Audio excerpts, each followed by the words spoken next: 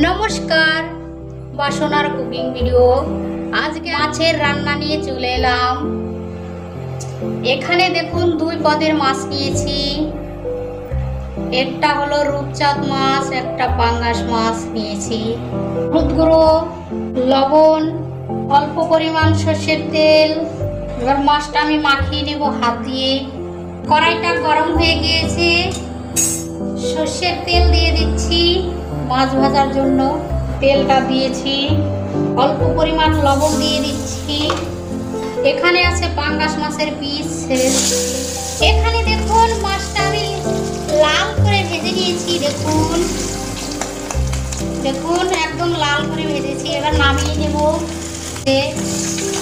এখানে আছে রূপচাঁদ মাছ, এটাও ভেজে নেব এই তেলে। রূপচাঁদ মাছও ভেজে নিয়েছি। দেখুন একদম লাল করে নামিয়ে নিচ্ছি। এখানে আছে আলু। দেখুন আলুটা আমি অনেকটা মোটা করে কেটে নিয়েছি মাছের জন্য। এবার দিয়ে দিচ্ছি। আলুটা দেখুন লাল করে ভেজে নিয়েছি। দেখুন এবার নামিয়ে নেব। জিরে ফোড়নে দিয়ে দিচ্ছি। এবার ফোড়নটা লাল করে ভেজে নেব। এখানে আছে কুচানো পেঁয়াজ। পেঁয়াজটা পড়ে গিয়েছে, লাল করে ভেজে নেব।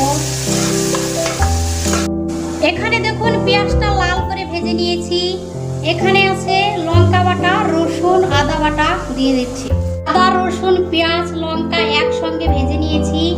এবার দিয়ে দিচ্ছি লবণ পরিমাণ মতো। একটু নেড়ে নেব। অল্প পরিমাণ জল দিয়ে দিচ্ছি। হলুদ গুঁড়ো। এবার একটু কষিয়ে নেব।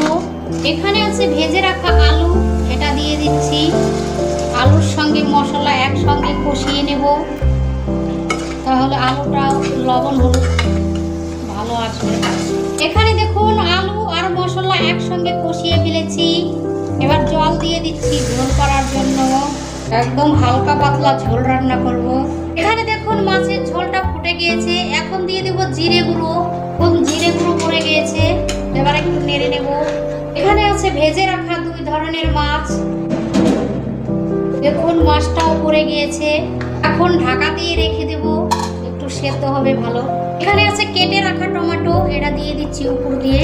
এবার ঢাকন দিয়ে ঢেকে রেখে দেব। এখানে আছে বেটে রাখা গরম মশলা, এবার দিয়ে দিচ্ছি। দেখুন গরম মশলাটা পড়ে গিয়েছে। এখানে দেখুন হালকা পাতলা আলু দিয়ে টমেটো দিয়ে মাছের ঝাল রান্না করেছি। এবার হয়ে গিয়েছে, নামিয়ে নিতে। আমরা বানিয়েছি পাঙ্গাস মাছ আর রূপচাঁদ মাছ দুটো একসঙ্গে বানিয়েছি মিক্স করে। দেখুন দিয়ে ঝাল রান্না করেছি। ভিডিও দেখবেন,